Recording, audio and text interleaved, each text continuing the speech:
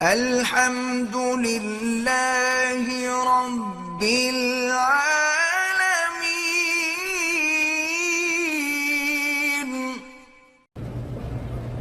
الحمد لله وكفى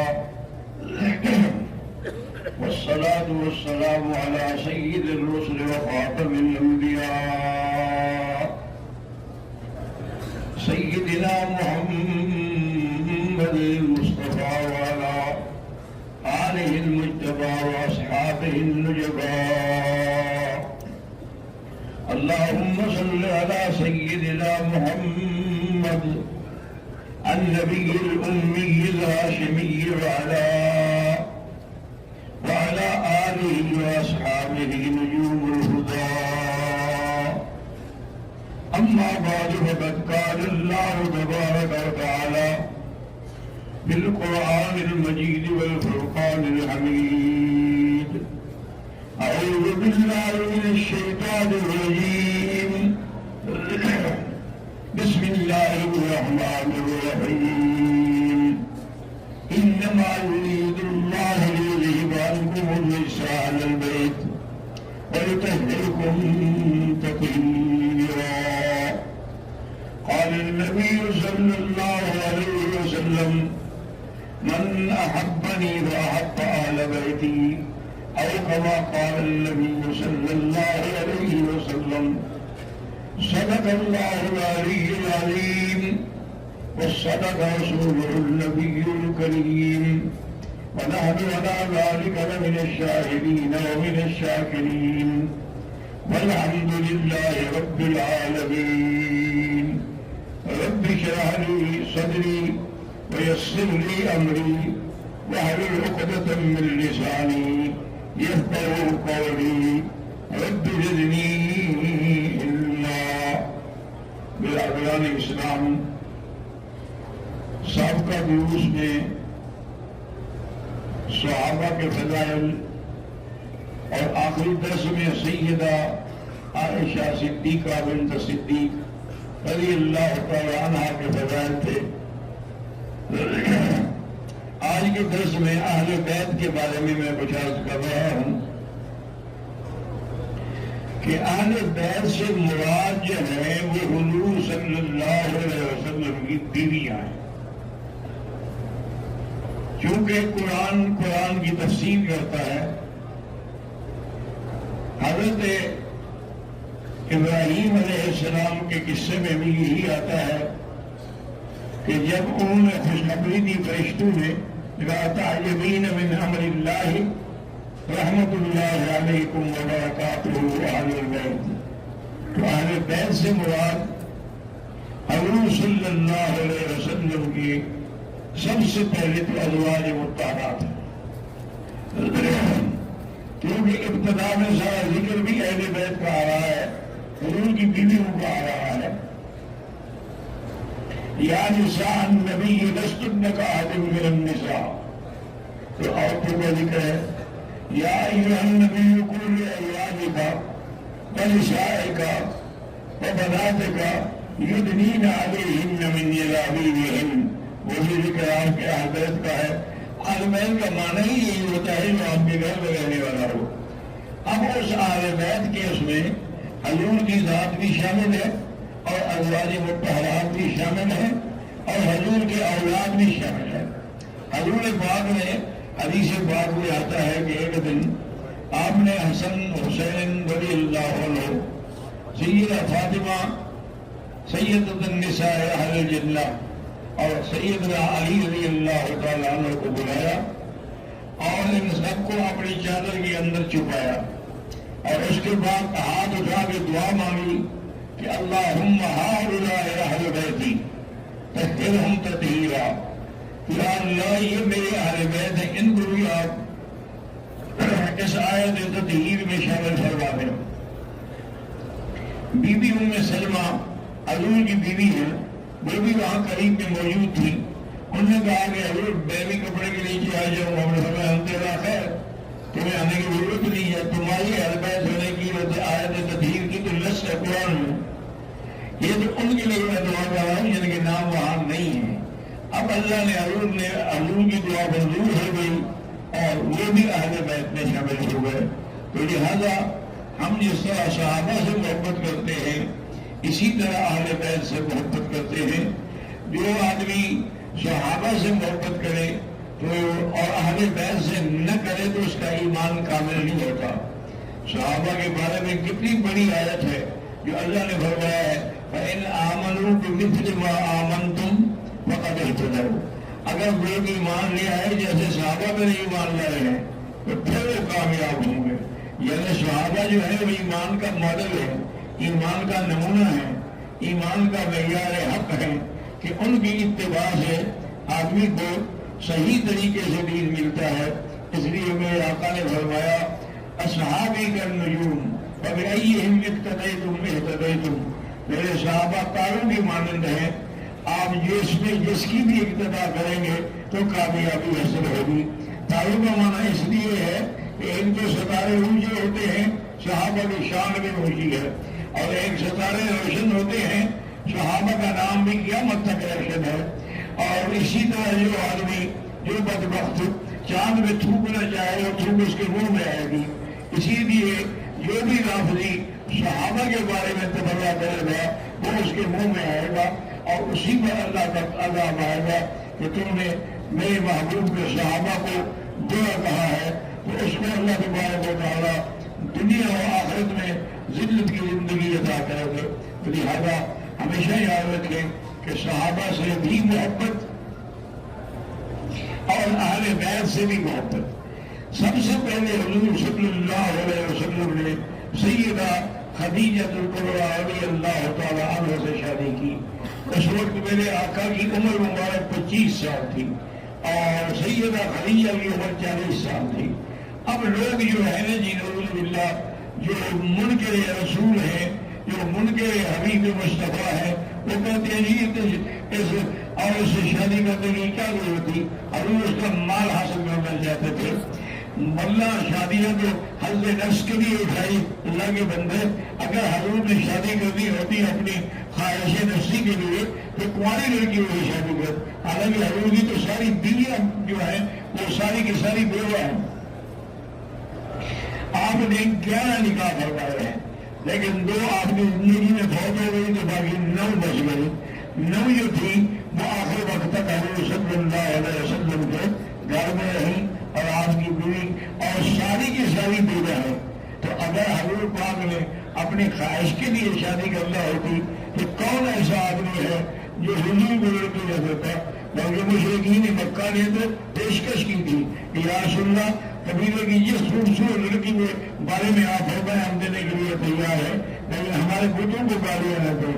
حضور نے فرمایا کہ میں بتوں کو گالیاں تو نہیں دیتا, میں تو یہ کہتا ہوں کہ یہ خالی خالی بت ہیں, ان کے ہاتھ میں کچھ نہیں ہے, نہ نفع ہے نہ نقصان ہے, تمام چیز میرے اللہ کے ہاتھ میں ہے.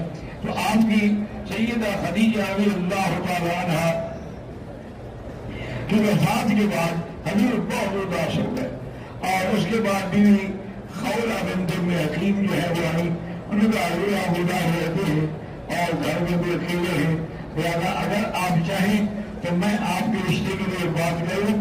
کیونکہ سودا جو ہے وہ بڑی سمجھدار عورت ہے اور اس کے بعد یہ ہے کہ ان کا قد قامت بھی ماشاء اللہ بڑا اچھا ہے.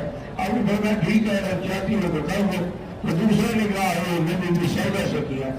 اس کے بعد پھر ہجرت ہو گئی. ہجرت کے بعد مدینہ شریف آ گئے. تو اب مدینہ شریف میں تیسرا نکاح جو ہے وہ سیدہ عائشہ کے ساتھ ہوا. اصل ضرورت یاد رکھیں یہ تھی, میرے آقا کو عورتوں کی ضرورت نہیں تھی. وہ یہ چاہتے تھے کہ جیسے خارجی زندگی ہوتی ہے داخلی بھی زندگی ہوتی ہے.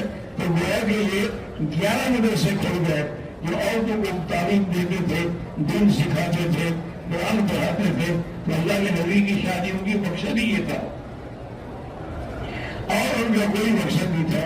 حتیٰ کہ بی بی سودا کو پتہ چلا کہ حضور مجھے طلاق دینا چاہتے ہیں, کیونکہ میری سودا پوری ہو گئی تھی اور اب آپ کو بیچاری حضور کی وجیت بھی ادا نہیں کر سکتی تھی.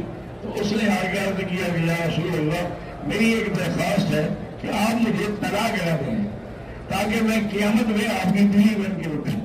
اگر آپ نے طلاق دے دی تو بات ختم ہو جائے گی. تو لیکن میرا جو نوبہ ہے، میرا جو دن ہے، وہ میں بی بی عائشہ کو ہجا کرتی ہوں. حضور صلی اللہ علیہ وسلم نے ان کو رکھا اپنے گھر میں، لیکن بڑا کبھی نہیں. اور اسی طرح ایک دفعہ حضور نے فرمایا کہ میری موت کے بعد سب سے پہلے میرے پاس آنے والی وہ عورت ہوگی جس کا ہاتھ لمبا ہے. اب ایک مسئلہ ہو گیا، اب سب بیوی ہاتھ میں آئش کر رہی ہے کہ کس کا ہاتھ لمبا ہے. ہاتھ لمبا تو بی بی سیدہ کا تھا، اور بی بی سیدہ تو بہت بعد میں پھیل ہوئی ہے. ان کے بعد تو بی بی زینب پھیل ہوئی ہے. پھر لوگوں کو سمجھ آئی کہ ہاتھ لمبے کا معنی یہ ہے کہ جس نے اپنے ہاتھ کو خیرات کے لیے چلایا ہوا ہو، جو بالکل امہات المومنین بھی ہے، اور اس کے بعد خیرات کرنے والی بھی سب سے زیادہ بیوی زینب ہے. اس لیے اس کی بات جو تھی وہ پہلے آئی کہ یہ تمام معاملات جو تھے ان سب کے اندر حکمت ہوتی تھی. حضرت عبداللہ ابن زبیر یہ بی بی عائشہ کے بھانجے ہیں، یعنی اس کے عبداللہ زبیر جو بی بی اسما کے بیٹے ہیں. بی بی اسما جو ہے ان کی بہن ہے، تو یہ ان کے بھانجے ہیں. تو ایک دن آئے، انہوں نے کہا کہ اما عائشہ مجھے یہ قرآن کی آیت سمجھ نہیں آتی کہ ان الصفا والمروة من شعائر اللہ فمن حج البیت او اعتمر فلا جناح علیہ ان یطوف بہما ومن تطوع فإن اللہ شاکر علیم. تو یہ اس کا مطلب تو یہ ہوا کہ صفا مروا دوڑنا کوئی واجب نہ ہوا، ضروری نہ ہوا. وہ تو یہ ہے کہ فلا جناح علیہ ان یطوف بہما، اس میں کوئی گناہ نہیں اگر وہ صفا مروا دوڑے، مقصد ہے نہ دوڑے تو کوئی حاجت نہیں. تو بی بی عائشہ نے کہا کہ بیٹے تمہیں قرآن سمجھ ہی نہیں آ رہا. یہ تم کہہ رہے ہو نا، اگر یہ بات ہوتی تو پھر یہ ہوتا وَالْحَجِّ الْبَيْتَ وَيَتَّبَعَ فَلَا جُنَاحَ عَلَيْهِمَا کے بارے میں یہ ہوتا کہ لا جناح علیہما. لیکن وجہ کیا تھی یہ کہنے کی کہ حضور کے زمانے میں مشرکین نے جیسے کعبے کے اندر بت رکھے ہوئے تھے، کعبے کے باہر بت رکھے ہوئے تھے، صفا پر بھی بت رکھا ہوا تھا، مروہ پر بھی بت رکھا ہوا تھا. تو اس کو بھی باقاعدہ ہاتھ چھاپ لگاتے تھے جب جاتے تھے دوڑنے کے لیے. تو صحابہ کو بڑا طبیعت میں ناگواری گزرتی کہ یہاں تو کافر دوڑتے تھے اور ان کے بت ہوتے تھے، کیا ہم بھی دوڑے؟ تو یہ کافر کا کیا تعلق ہے؟ ہم نے اگر کوئی حرکت کی ہے اس کا تعلق دین سے یا اسلام سے یا قرآن سے نہیں ہے. بالکل آپ دوڑے، اور صحابہ والی جو ہے دوڑنا واجب ہے. اور یہ سنت ہے بی بی ام اسماعیل کی. اسماعیل کی والدہ جب حضرت اسماعیل کو پانی نہ ملا، چھوٹے بچے تھے، پاؤں ہلا رہے تھے، تو بی بی صاحبہ جاتی تھی صفا میں، دیکھتی تھی کہ کوئی پانی والا قافلہ نظر آ جائے، پھر بیچاری دوڑتی مروہ پہ جاتی تھی. اللہ کو اس کا یہ دوڑنا، یہ اس کا فکر اور حضرت اسماعیل کے لیے تڑپنا ایسا پسند آیا کہ وہ قیامت تک سنت ہو گیا کہ اب انبیاء بھی دوڑیں گے، اولیاء بھی دوڑیں گے، اور تمام جو ہے وہ سب کے سب اس مقام پہ آئیں گے اور اس مقام پہ دوڑیں گے. اسی لیے ہمیشہ یاد رکھیں کہ جیسے صحابہ کا مقام ہے، اسی طرح اہل بیت رسول صلی اللہ علیہ وسلم کا بھی مقام ہے، اور حضور کی اولاد کا بھی مقام ہے. کیونکہ جس کو حضور سے نسبت ہو گئی تو اس کا کوئی مقابلہ ہی نہیں کر سکتا ہے. اصل بات تو نسبت کی ہے. جیسے کہ عبد القادر جیلانی رحمت اللہ علیہ سے کسی نے پوچھا کہ حضرت عمر بن عبد العزیز کی شان زیادہ ہے یا حضرت معاویہ کی؟ آپ نے فرمایا اللہ کے بندے، حضرت معاویہ نے حضور کے ساتھ جا کے جو جہاد کیا ہے اور ان کے پاؤں گھوڑے کی مٹی اڑی اور اس کے ناک میں میل بن گئی، عمر بن عبد العزیز جو میل کے برابر بھی نہیں ہے. اس کی وجہ یہ ہے کہ سیدنا معاویہ وہ ہے اللہ صاحب رسول اللہ صلی اللہ علیہ وسلم، جس کو حضور کی صحبت نصیب ہوئی ہے، جس نے حضور کا چہرہ دیکھا ہے، جس نے حضور کی بات سنی ہے، جس نے حضور کے ہاتھ میں کلمہ پڑھا ہے. عمر بن عبد العزیز اس کا کیسے مقابلہ کر سکتا ہے؟ اس لیے ہمیشہ یاد رکھیں کہ صحابہ کا مقام جو ہے اتنا بلند ہے کہ حضور نے فرمایا کہ لا تسبوا صحابی، میرے صحابہ کو کبھی برا نہ کہنا، کبھی تبرع نہ کرنا. لو ان احدکم انفق مثل احد ذهبا، اگر تم میں سے کوئی آدمی پہاڑ احد کے برابر سونا خیرات کرے اور میرا صحابی ایک مشت ایک یعنی مٹھی جو خیرات کرے تو اس کی شان کو یہ نہیں مل سکتا، اس لیے کہ اس نے اس وقت ساتھ دیا ہے جب ہمارے ساتھ کوئی نہیں تھا اور اللہ کے نبی کی حکم کے مطابق اسے خیرات کی ہے، تو اس کی نسبت سے صحابی کی نسبت سے اب اس کا یہ مقام جو ہے کسی شکل میں بھی نہیں پیدا ہو سکتا۔ بی بی عائشہ فرماتی ہے کہ اگر آپ کے گھر میں کبھی اللہ مہربانی فرماتے کوئی گوشت آ جاتا کوئی بھیج دیتا تو آپ کہتے کہ خدیجہ کی سہیلیوں کو پہلے پہنچاؤ، اس کی سہیلیوں کو بھیجا جاتا۔ تو ایک دن مجھے وہ غصہ آ گیا، میں نے کہا یا رسول اللہ آپ ہر کام میں جو بھی بات ہوتی ہے ہر وقت فرماتے ہیں فعلت قضا و عملت قضا و قالت قضا، کہ بی بی خدیجہ نے یہ کہا یہ کیا۔ تو ایک بوڑھی عورت تھی، پہلے تو شوہر کر چکی تھی، آپ ہر وقت اس کو ہی اہمیت دیتے ہیں۔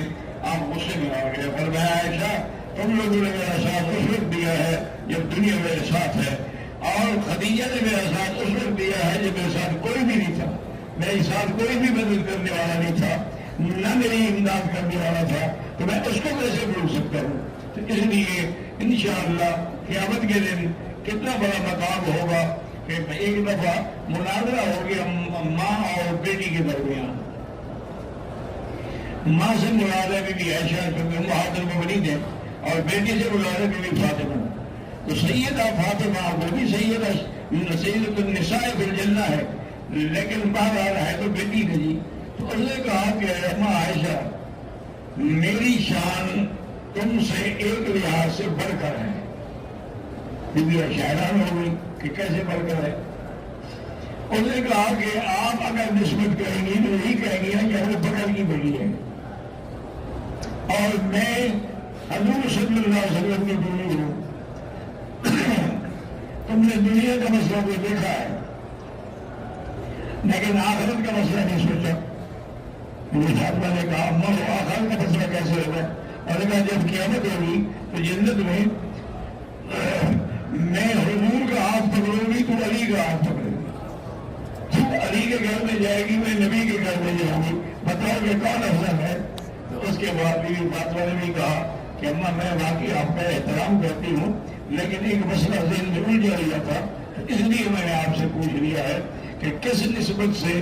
انہوں نے کہا ہر وہ نسبت جو زیادہ قریب ہوگا، دنیا میں قریب ہے آپ کی نسبت زیادہ ہے لیکن آخرت میں تو میری نسبت زیادہ ہو جائے گی۔ اور اسی طرح اللہ پاک نے حضرت جبریل کو بھیج کے حضور کو فرمایا کہ جا کے کہہ دو کہ آپ کی بیوی سیدہ خدیجہ کے لیے ہم نے جنت میں موتیوں کا محل بنایا ہے جو اس کی انتظار کر رہا ہے۔